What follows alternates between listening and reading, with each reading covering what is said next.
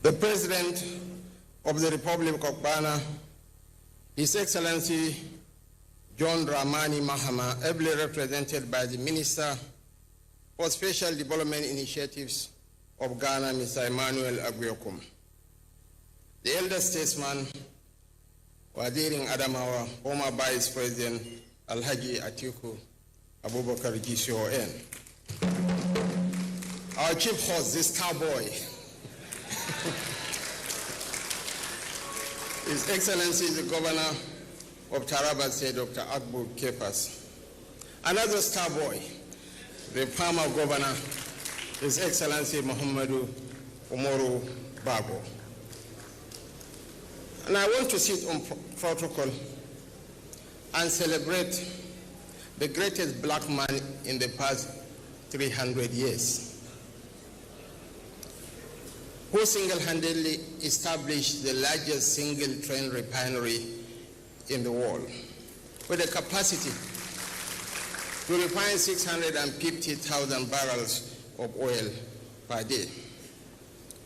67% of Nigeria's refining capacity, occupying 2,635 hectares, larger than Victoria Island, employing 135,000 Nigerians and train 900 engineers abroad.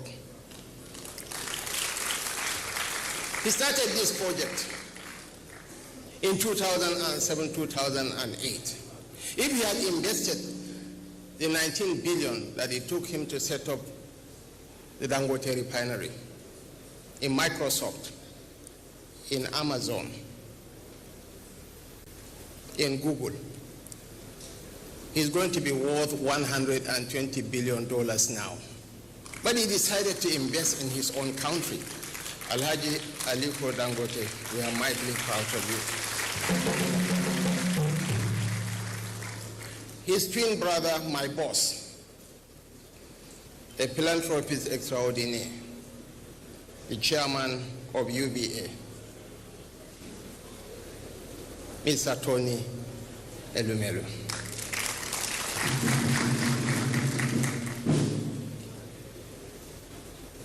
His Eminence, the Sultan of Sokoto, and his twin brother, the Oni of Ife, have become the stabilizing factors in Nigerian political firmament. Wherever you go, I was in Imo last week.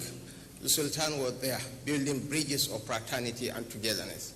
This is why I said some few months back in Katsina that he is not the Sultan of Sokoto. He is the Sultan of Nigeria based in Sokoto. Your Eminence, we are very grateful. Your Imperial Majesty, we sincerely appreciate you. His Grace Archbishop Ignatius Kaigama is a Borno man in diaspora. Because when Alhaji Kabiru referred to Borno and Abuja not up to Taraba, I dare to say that the Wapan, the Pangon, the Chamba, the Ich and the Tebron, the Bandawa, the Ndula, the Wano, and many other groups that form the Kwararapa Federation are tracing their ancestry from Borno, from the Lake Chad region. So by extension, Taraba is a vassal of Borno, so I equally have greater connection to Taraba State. That was why I had the audacity to ask the governor to give me land to farm in Taraba State.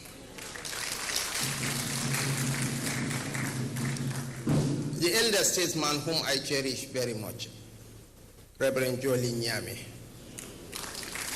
You are a good man.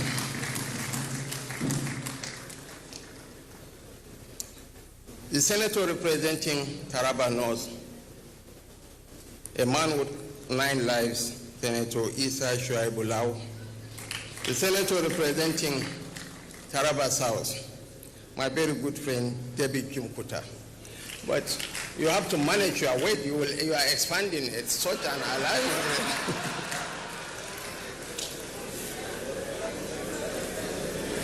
You know, deputy governors are very sensitive people. There was a time Alhaji Garba Manu, Haruna Manu, went to Maiduguri and I was the governor. And I received him very warmly. So an opportunity came for him to pay me back when I sought for favors from him when he was the acting governor of Taraba State. He said I treated him well, and he is now the senator representing Taraba Central, distinguished Senator Haruna Manu. The honorable member representing Gashaka, Kurmi, Sardona Federal Constituency, Honorable David Abel Poe. The honorable member representing Wukari, Ibbi Federal Constituency, Prince Ayuba Zaku Dampa. The honorable member representing Lau Karem Lamido Ardo Kola Federal Constituency, Honorable Mohammed Abdullahi. My brother, the immediate past minority leader of the House of Representatives and chairman of the main organizing committee of the Taraba Investment Summit, Honorable Ndudi Elumelu. Your Excellency, you've shown your pan-Nigerian credentials by picking my brother to head that team. You are indeed a star boy.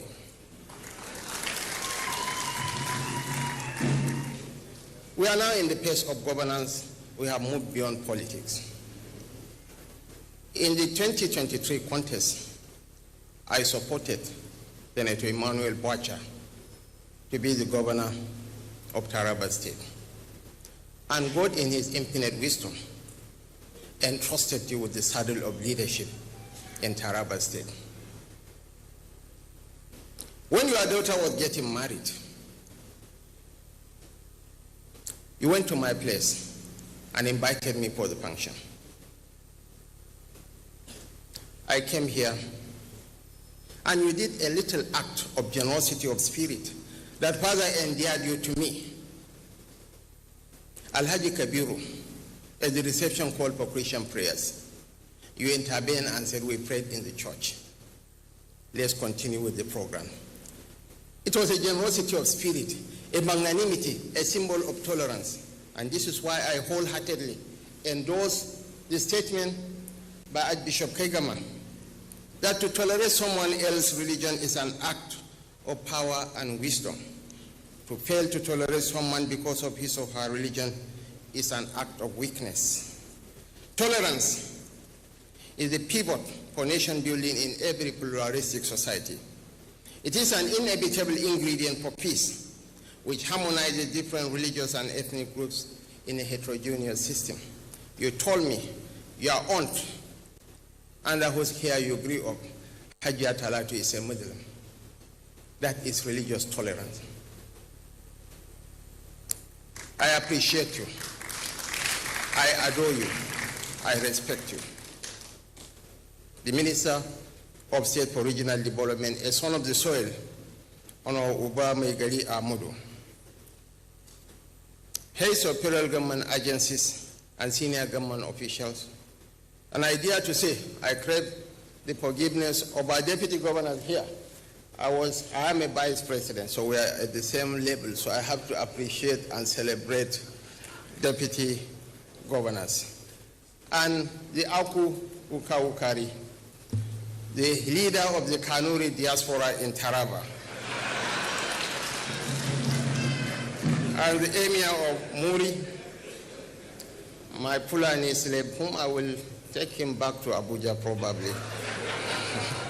Lamido Gashaka, chief of Mambila Baju, Gara Donga, Kur Takum, the speaker and members of the Taraba State House of Assembly, the SSG and members of the Taraba State Executive Council, members of the Taraba State Security Council, members of the press, members of the diplomatic corps present, honored guests, distinguished ladies and gentlemen. Each part of Nigeria is a gift to the other. Each complements the other so profoundly that the deficiency of one region is often redeemed by the sufficiency of the other. Our ultimate awakening as a nation begins with this realization that no part of this country can thrive in isolation. What Taraba offers the nation is more than its breathtaking mountains or fertile valleys. It is a strategic contribution to our shared prosperity. That is why we are here. That is why this summit matters. The world is experiencing a new wave of industrial revolution. This moment calls on us to increase the scale of our productivity to reflect the magnitude of our population. It demands that our farmers transition from the use of hoes and cutlasses to tractors and harvesters. It demands that our energy suppliers move beyond power and household to energizing large-scale industries. Our mining sector must also evolve to meet global demands and standards. This is how we compete with the rest of the world. This is how we stay relevant. The reforms we have undertaken as a government are not arbitrary. They are deliberate steps to build an economy where enterprise thrives, where the confidence of investors is not a gamble but a guarantee. We are determined to ensure that investment does not remain a tale of Lagos and Abuja alone. We are expanding the map of economic inclusion to include Jalingo, Yembu, Takum, Ukari, Bali, and every enterprising corner of Taraba. This summit, in essence, is not just a call for investment. It is a call for partnership. The wealth of resources in Taraba is too vast to be reduced to mere statistics. What we seek are collaborators, partners in progress. The federal government is fully committed to supporting every step you take after this gathering. We are not distant observers. We are here with you, ready to provide the institutional backing to turn ideas into accomplishments. Post-sufficiency is the first currency of national stability. This is why we have prioritized agriculture as the anchor of our national strategy. This administration has rolled out various interventions to boost agricultural productivity and reduce our dependence on food imports. Taraba's role in this vision is central. From the export-grade tea and coffee grown on its hills to the livestock raised here that feed the nation's feed industry. This state is an agricultural powerhouse that must be fully harnessed.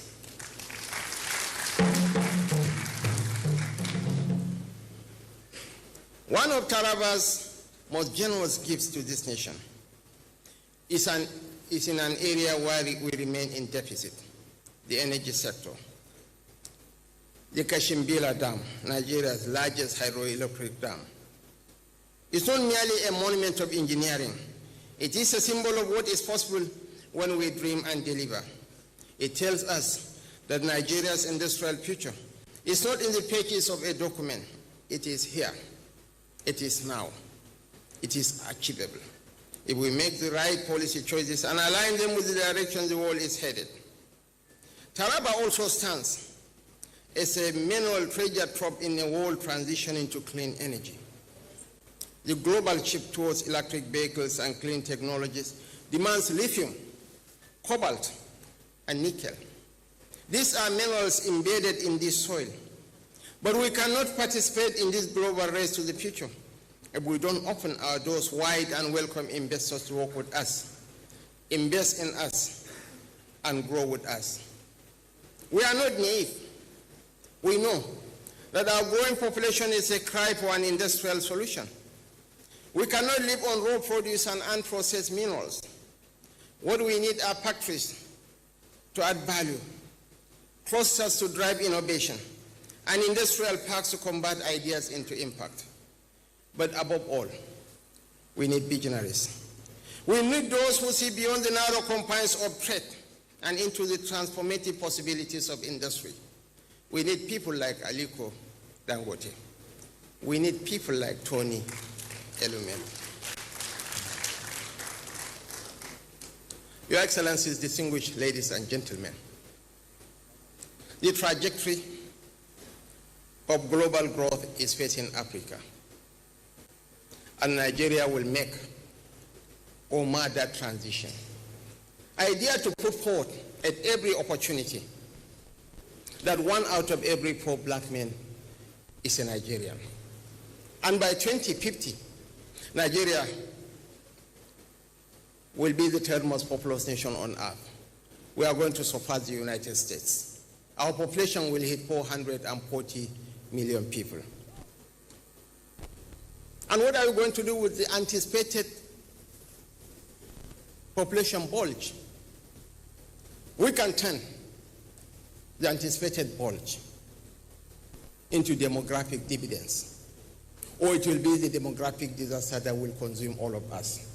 I believe we have the men, the resources, and the capabilities to transform our young population into engines of growth. The whole of Europe is aging. Even the Asian tigers, they are aging. China is aging. But the average age of the Nigerian nation is 16.7. According to Conperi, a global consultancy outfit, by 2035 there will be 65 million global talent deficits. The United States, Russia, and Brazil will each suffer from 6 million talent deficits. And we have a very young and virile population. We can fill in that gap.